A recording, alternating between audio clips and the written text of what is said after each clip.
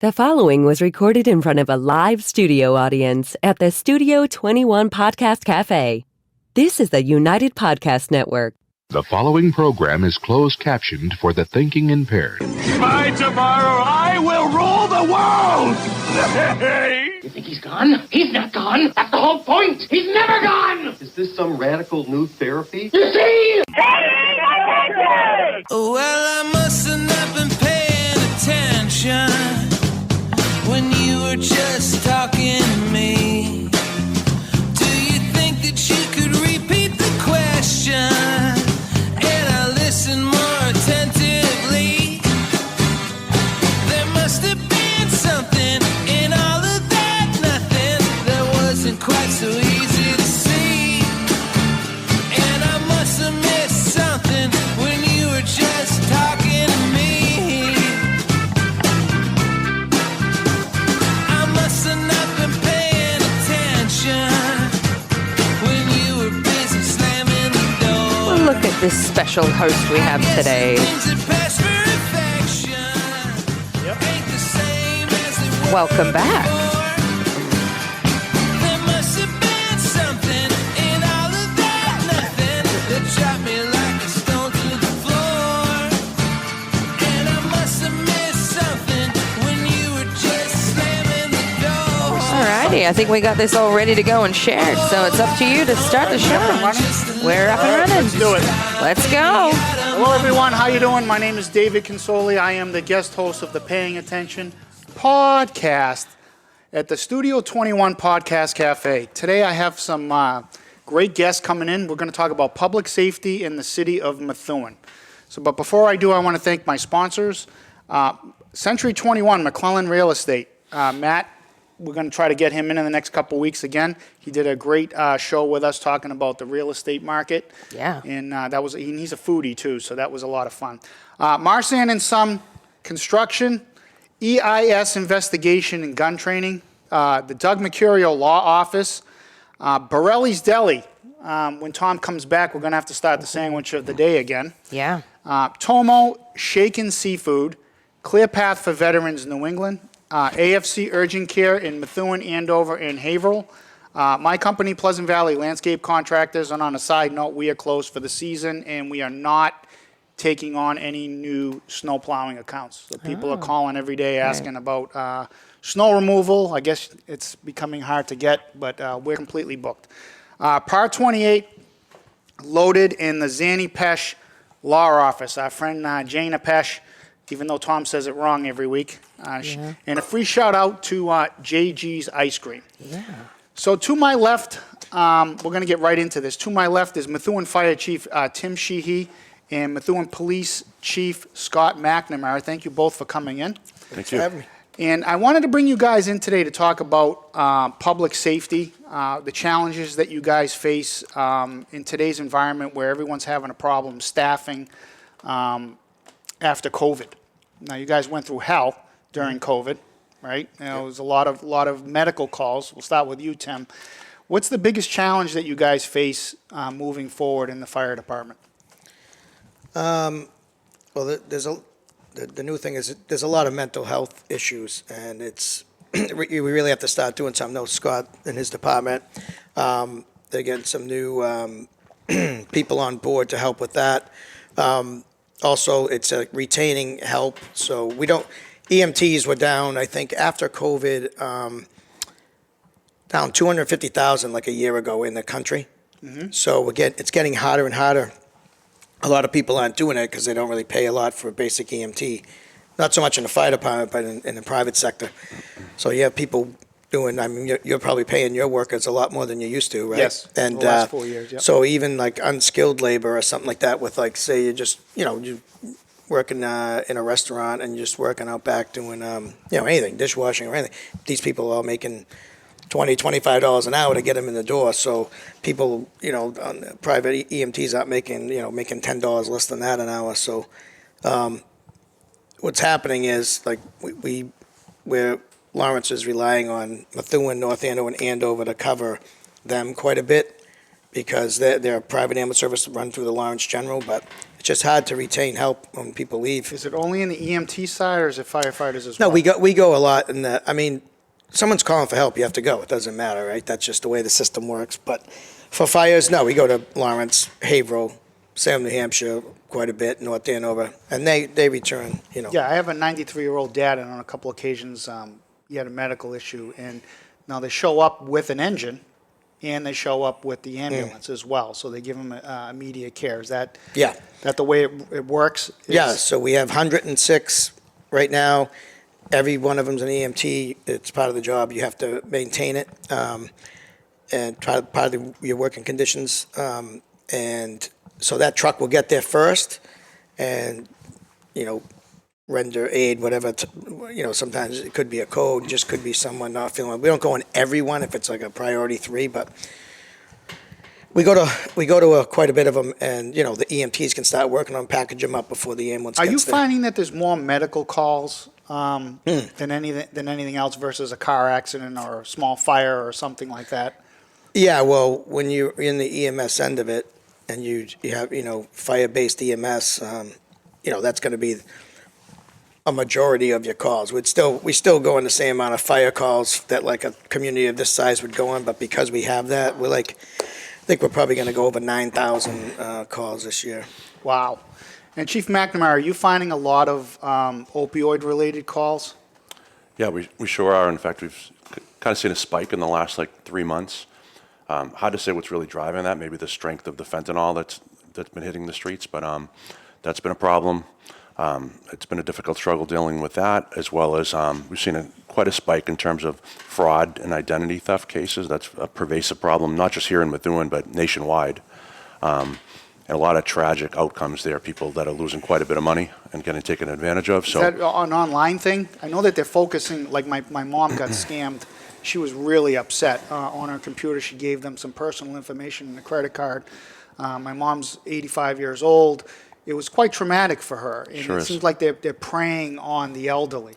Absolutely, and I'll be honest. We find a new angle every month. So we go over all the reports every month. We have a monthly staff meeting that we call CompStat, where every report is scrutinized, and I'm seeing something brand new that I've never heard of before every month. And, you know, it's difficult dealing from an enforcement perspective. A lot of these people are in different countries that are scamming Methuen residents, and it's almost impossible to track them down. So really the best we can do in many cases is attack it through education. So, you know, we try to do a lot of outreach in terms of our social media platforms, in terms of going to the senior center and other locations. One of the things that I just learned of yesterday, and I thank the mayor for this and our new IT director, but they hired a new employee that's going to work in the IT department who's going to spend some time at the police department that's going to deal firsthand with victims and try to walk them through situations and get them into a better place so they can kind of protect themselves from being victimized in the future. Yeah, it's pretty sad. So how about violent crime? How are we doing with, you know, assaults, gun violence? Have we improved after COVID, or what's the statistics telling us? What the stats are telling us, we're either level or down, just almost across the board, in all of our crime categories. Where we're getting hurt again is the fraud, the opioid abuse, and what was the other thing? What was the other thing you touched on? I don't know. I don't remember. Well, those are, I'm sorry, my apologies. That's okay. Those are the two major issues. Yeah. So when you took over, how many years you been on the job now? 25 in Lawrence before I came here, and now 2 here in Methuen. 2 here in Methuen. And what changes have you done on the department in the last 2 years? I've heard through the grapevine that morale is way up since you've taken over. So apparently the people that are under you like your management style. Well, let me say I had inherited a great situation. I mean, just a wonderful group of men and women who work at the Methuen Police Department that really, truly they're in this profession for all the right reasons. They want to service the citizens of Methuen. So just a wonderful situation. And in terms of what I brought to the department, in many ways, I think I'm just kind of getting out of the way and giving them the freedom and the autonomy to do the job the way it should be done. You know, let them make decisions in the field. I come from the perspective that I trust their judgment, And unless or until they do something to lose my trust, that they should feel confident out there making decisions in the field. And there's all kinds of ways for police officers to make a difference out there, but the biggest difference is proactive activity. Yeah, I want to touch on that. I had all my crews out working out in the field, and one day I came back to my shop, and I was putting some parts away, and a Methuen police officer pulled into the parking lot. His name was Paul Ramirez. Yeah. He pulled in with his cruiser. He got out, gave me his card, and introduced himself. He said, it's part of the community policing. I want to let you know that we patrol the area if you have any concerns. And I thought that was really great, that they were being proactive to get to know the people in the industrial park. Yeah. And, is that a new thing, or? That's one of the primary things that we're pushing here in the department is proactive citizen engagement, officer-led citizen engagement. We do a lot of things that are scripted. For example, we'll go to the senior center for an event, or we'll do various things that everyone's aware of in the community. But what's not being seen is those proactive police officers that we encourage them at least once a day, get out of your cruiser, interact with the citizen, just like Officer Ramirez interacted with you. It could be something as simple as that. It could be stopping at a bus stop with children waiting for the bus in the morning and just speaking to those kids, or walking into a business and speaking to the patron, speaking to the owner, introducing yourself, learning what their name is, giving them yours. To me, that's really the good stuff. I mean, policing is, by nature, it's unfortunate, but we tend to find people at their worst. It can be an adversarial type of profession.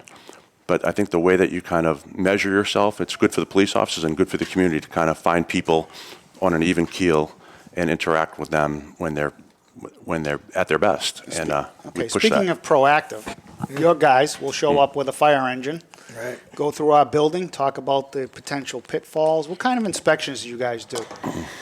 Well, you have the fire prevention unit and code enforcement. But besides that, like the guys that you'll see out there, besides Assistant Chief Fluid, Captain Tully, Captain Blanchett. I got to tell you, Assistant Chief Fluid and Captain Tully were instrumental in helping me when I didn't know what I was doing, building a commercial building, talking about the codes and what I had to have. Those guys were absolutely fantastic.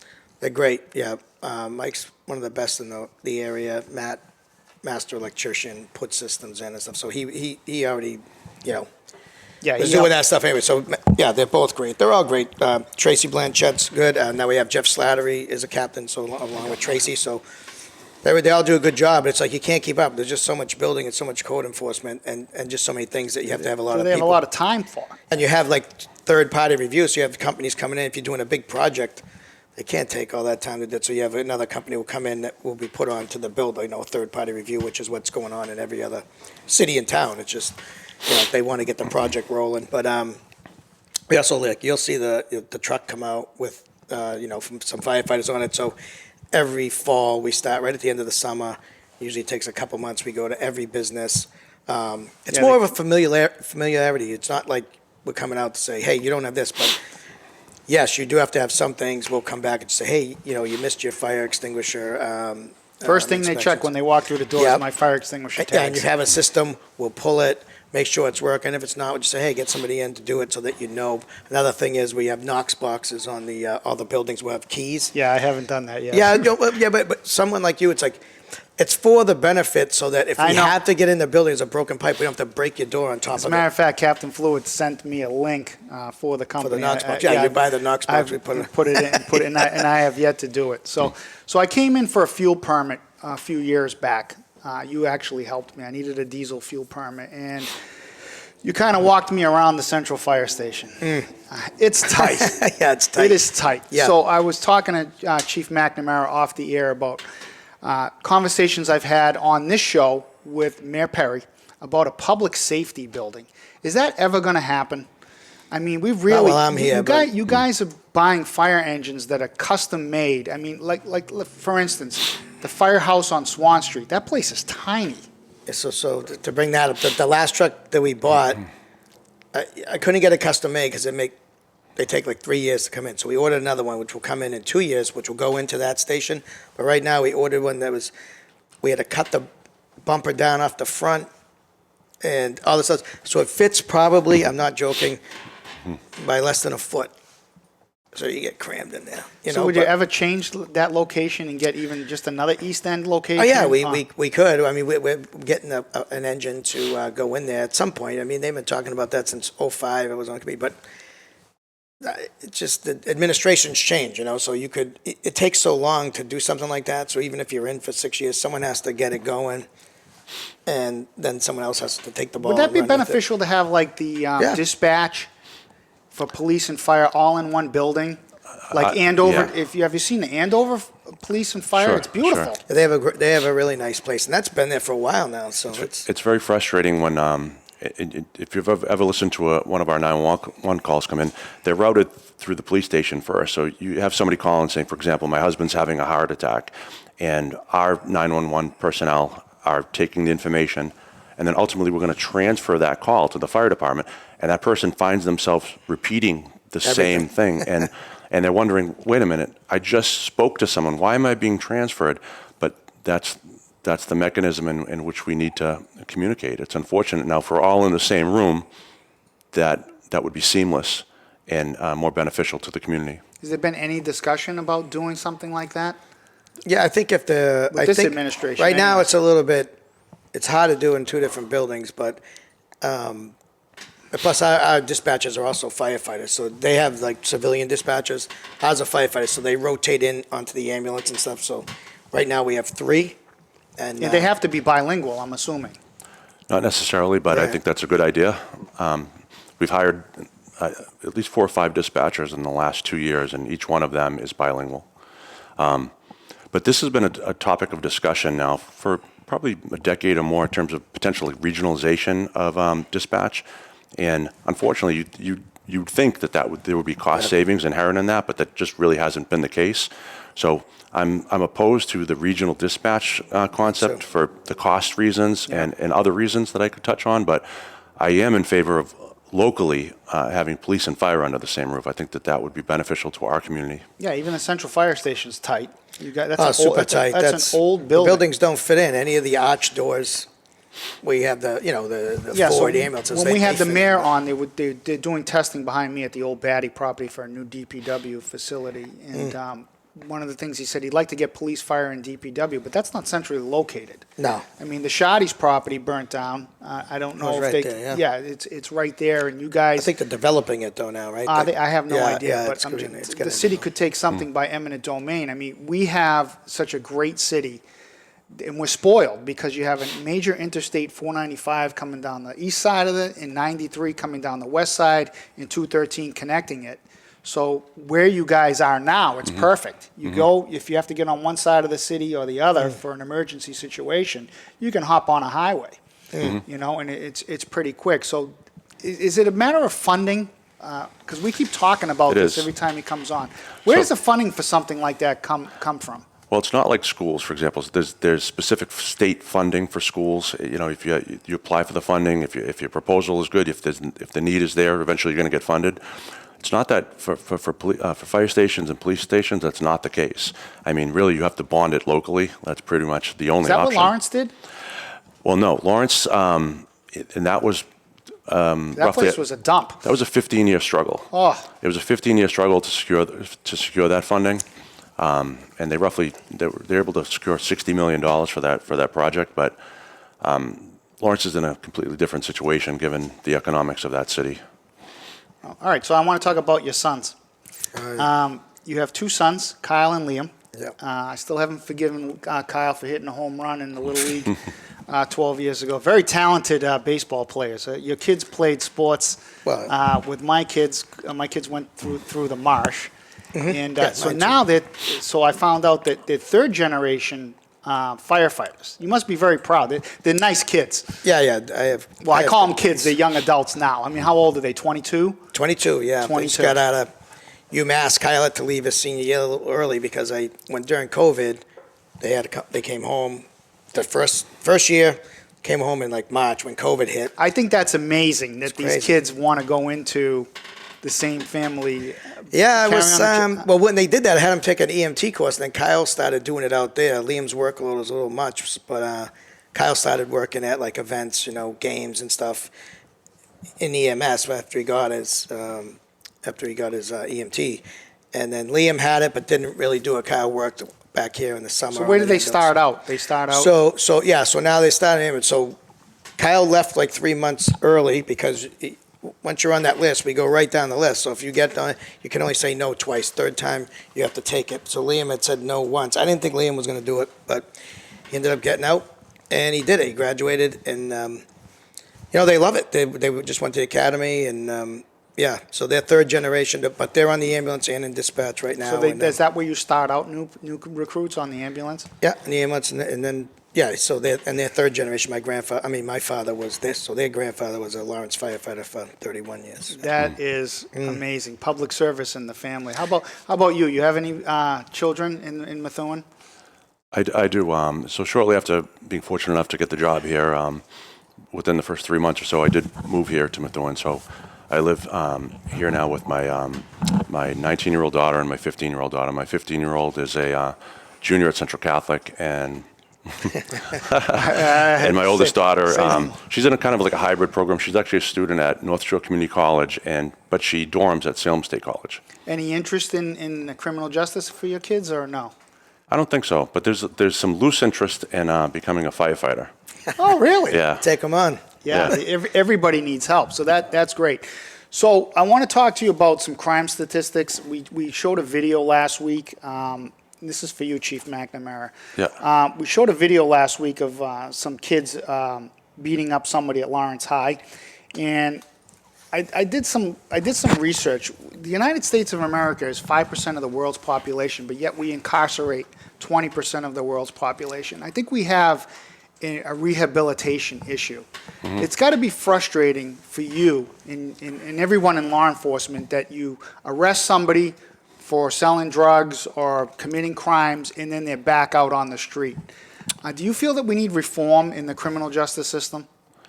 Sure. I mean, I think we've seen the last several years that the pendulum kind of is swung towards alternative types of resolutions, and that has not really kind of played out very well. I think you simply have to look to the West Coast to see the roving bands of thieves that are going into department stores and looting. That's because they refuse to prosecute those people. Right. So, I mean, if it's not going to be a crime anymore to break into someone's car or to go into a retail store, what you end up seeing is eventually these stores close. Eventually people stop going to those cities. Eventually people start moving from those cities to other places. So, in fact, that issue just came up in one of our staff meetings the last couple of days. It may seem minimal to us inside the police department when we or in terms of the level of importance, but when we make arrests for things like shoplifting, I'm telling my people, I'm like, this is stuff that we need to put out on social media. Let our community know that we're still enforcing these laws, because I think that there's a generation now that looks to these YouTube videos and they say, wait a minute, I can do this too, and I can do it right here in Methuen. Don't get me And we want started. to tell you're not going to do it here in Methuen. You're going to face consequences for it. I think we're all relatively the same age. And when we grew up, you feared your parents. Yeah. There was two parents in the household, and nowadays there's a lot of households where there's single-parent families. Yeah. And we talked about this last week. The moms are out working 2 jobs, or the grandparents are trying to keep up with these kids, and they just can't do it. And without that structure in the home, Mm-hmm. I mean, I'm sure you guys run into kids that have really bad attitudes and stuff, and it's hard. It's really, really hard. Yeah. You know what, it just dawned on me, forgive me for jumping in here, but when we started this discussion, because we spoke off the air, it escaped me. You asked what some of the challenges are, and one of the obvious challenges is the mental health issue that is so pervasive throughout the country, really. We're seeing between 25 and 30% of all of our calls for service have a mental health hook to it, and it's quite a draw and resource in both police and fire. So I do want to say that we have made some inroads, and my thanks to Mayor Perry and Councilor Ferretra, both who are on the ground floor of kind of spearheading a mental health task force in the city. And what we do now is for several months now, we've been getting together with stakeholders throughout the city, the fire chief, myself, and the superintendent's office, various department heads, and kind of thinking outside of the box of how we're going to attack this issue. But one of the things we did over the last year, and I have to thank an internal employee to the Methuen Police Department. She's our director of crime analysis. Her name is Dawn Reeby, but she kind of spearheaded our efforts to obtain grant funding. And in the last several months, we've landed 2 really significant grants, $550,000 to provide follow-up response from mental health clinicians, and another $400,000 to provide crisis intervention team response, and that's with the mental health clinician riding with the police officer proactively in our community. Really? Yeah, to kind That's of go great. out there and deal with it. So when we talk about those slogans like reimagining policing. This is one of those issues where there's widespread consensus. We're ready to reimagine policing when it comes to the mental health crisis.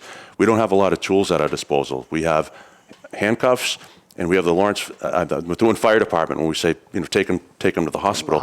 We need another alternative, and I'm happy to say that help's on the way. So I think we're going to get to a better place very soon on that. And hats off to, as I said, the mayor for really kind of leading that effort. And I certainly want to acknowledge Councilor Patriot, who was a huge part of it as well. All right, real quickly, I want to touch on the days in. It's a drain. I had Councilor Beauregard and Councilor DeZoglio on. They were talking about their frustration. Do you see an uptick in calls for both of your departments there? Yeah, I mean, we did an analysis a couple months back, and we looked at the 8-month period before it became a shelter, and the 8-month period after, and we saw it's officially a shelter now. Well, I think it's fair to say it's a shelter. We saw an 85% increase in calls for service, so quite a draw. 85%. Sure. Yeah. Now, I will say, in fairness, a large percentage of those calls are proactive efforts to make sure there are no issues there. So we're doing things like park and walks, check-ins, stop and walking through the hallways, just basically letting the population of people that live in that There's building. a presence there. We're here for them. Yeah. We're here to make sure that they're safe and they feel supported by their police department. And I know that the fire chief is doing many of the same things. Well, that's great. All right, well, it's time. We're going to go into the lightning round, do something fun. So can you cue? Oh, here we go. So all right, gentlemen, ominous. if you're not prepared for this, we want our viewers to see the human side of our police chief and our fire chief. So I'm going to ask you some silly holiday-themed questions. Are you ready as well? I was going to say, am I included in this? Of course you Okay, are. let's go. All right.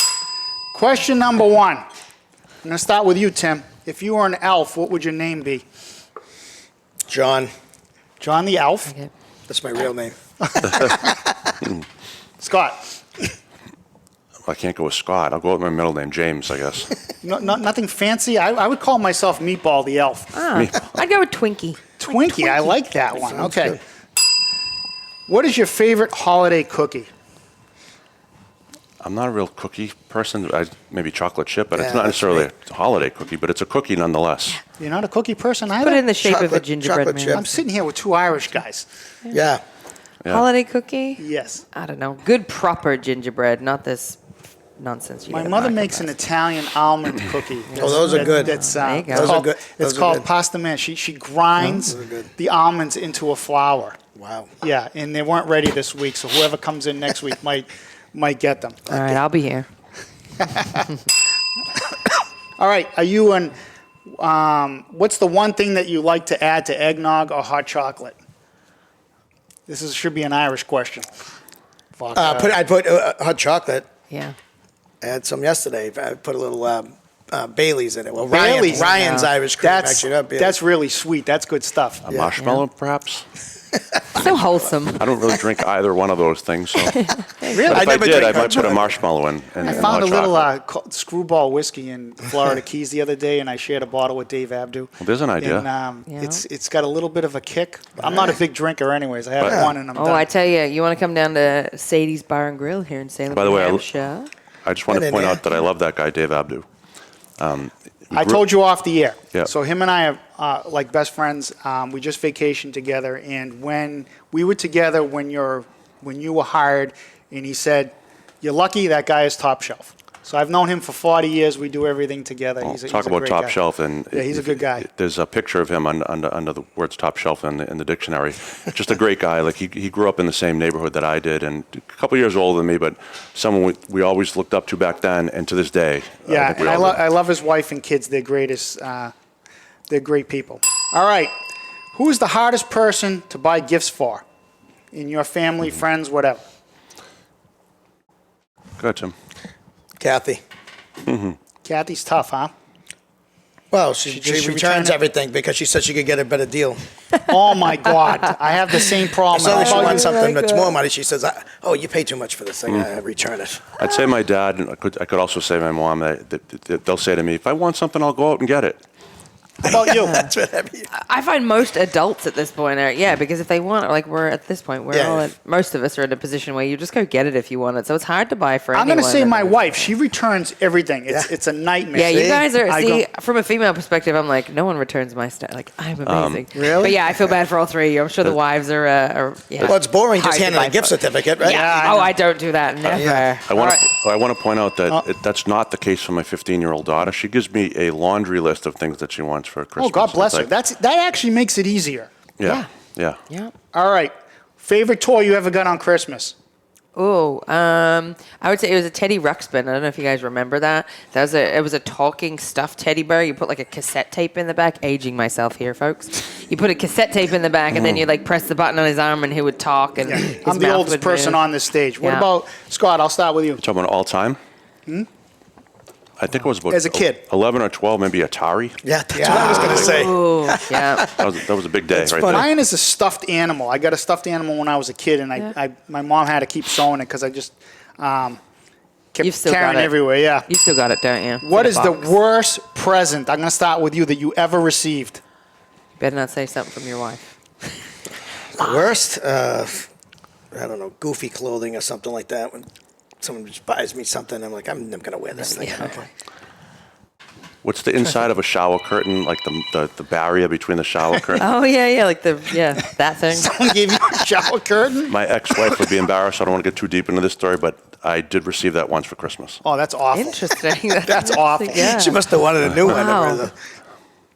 I go the gift certificate because to me it means you put no thought into it. That's right. See? And some people will be like, yeah, but it means I want you to get what you want. And I'm like, yeah, but you could get me the tiniest, cheapest thing. But if I know you put your heart into it and you thought about it, that's more heartwarming to me. So I'm a sucker for I got a 1999 Super Bowl edition Monopoly game in 2004.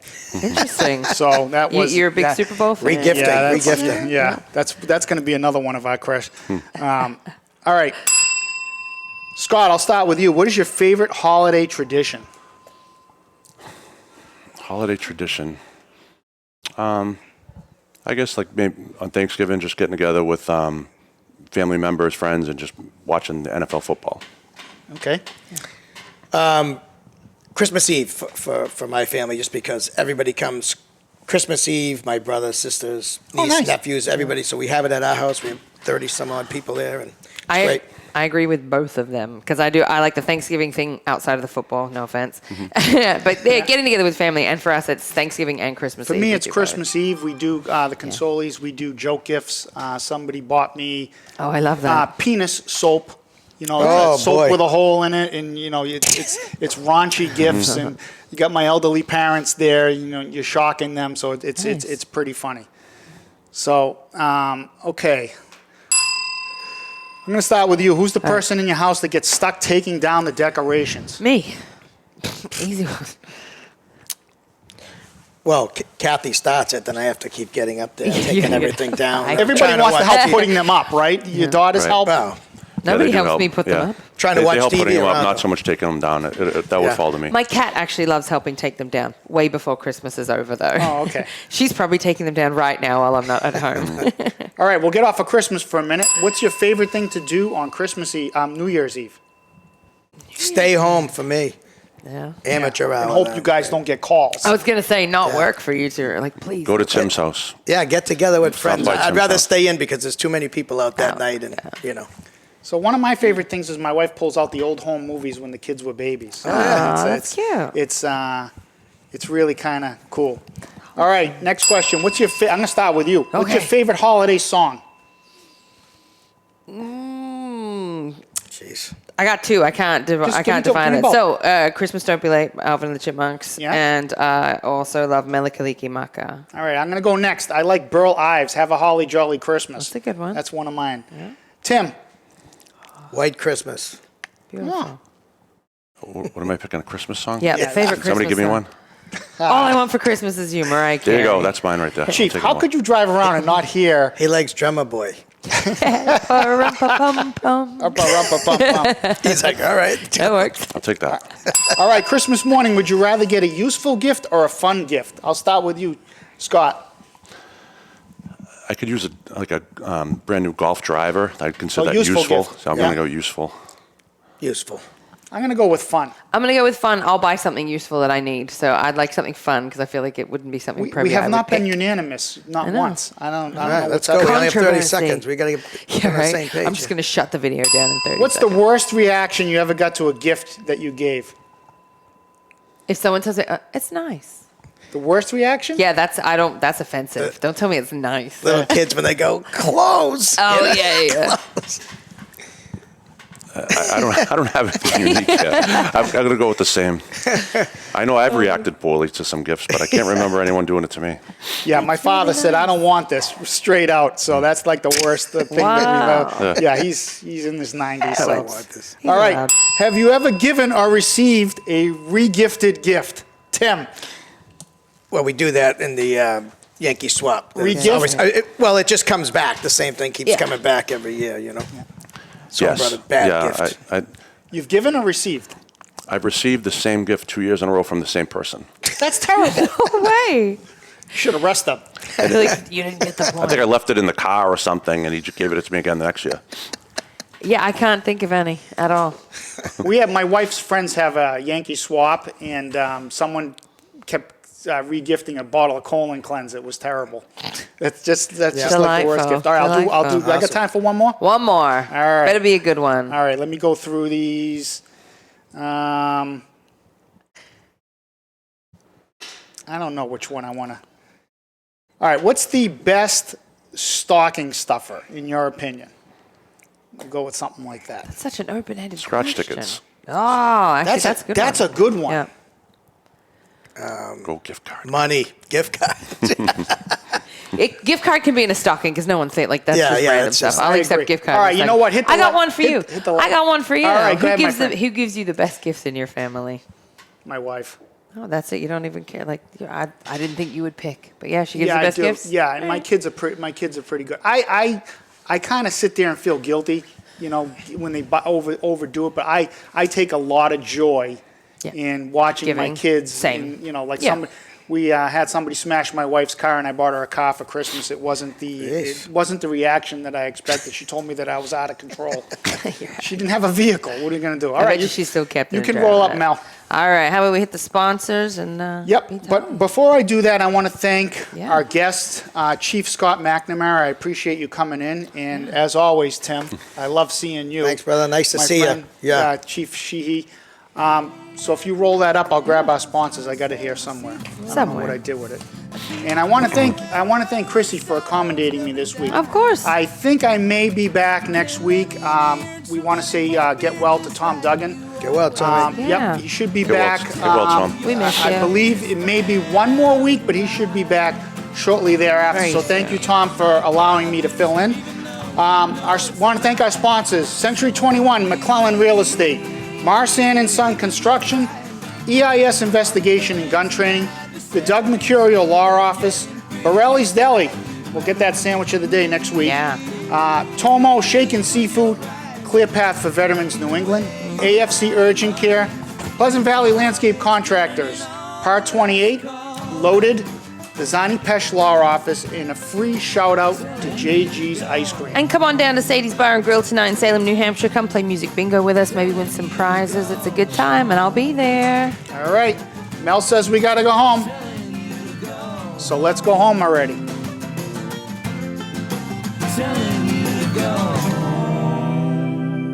The views and opinions expressed by the hosts, guests, or callers of this program do not necessarily reflect the opinions of the Studio 21 Podcast Cafe, the United Podcast Network, its partners, or affiliates.